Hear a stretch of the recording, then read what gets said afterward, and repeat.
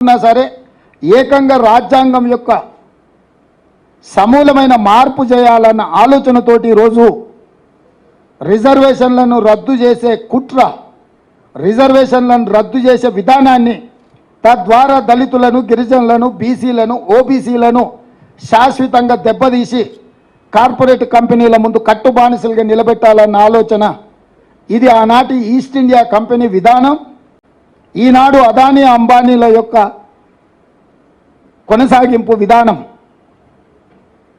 ఆ కొనసాగింపు విధానాన్ని అమిత్ షా, నరేంద్ర మోడీ గారు స్పష్టంగా అమలు చేస్తున్నారు.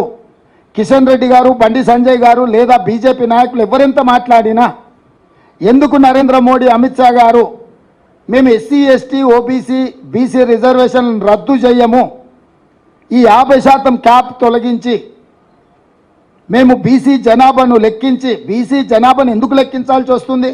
స్పష్టంగా సుప్రీంకోర్టు చెప్పింది. 27% బీసీ రిజర్వేషన్లను పెంచాలి అని అంటే వాళ్ళ జనాభాను లెక్కించి జనాభా ఆధారంగా 27% పెంచండి. టోటల్గా వర్టికల్గా 50% మీరు పైకి పెంచాలి అంటే ఎస్సీ, ఎస్టీ జనాభా ఉన్నది, మిగిలిన బీసీ జనాభాను, ఓబీసీ జనాభాను లెక్కించి ఆ లెక్కల ప్రకారం మీరు 50% పైన రిజర్వేషన్లు పెంచడానికి అవకాశం ఉందని సుప్రీంకోర్టు చెప్పింది.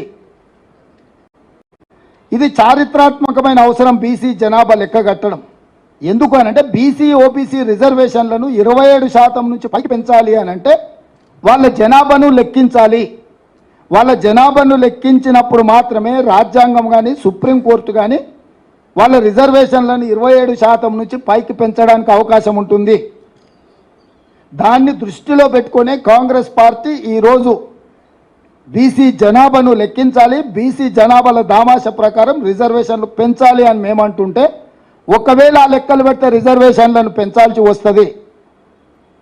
మేము రిజర్వేషన్ల రద్దు విధానానికి ఇది విఘాతము అని చెప్పి ఈరోజు బీజేపీ కుట్ర చేసి బీసీ జనాభాను లెక్కించకుండా ఈ దేశంలో ఉన్న అన్ని రిజర్వేషన్లను రద్దు చేయాలని కుట్ర జరుగుతుంది.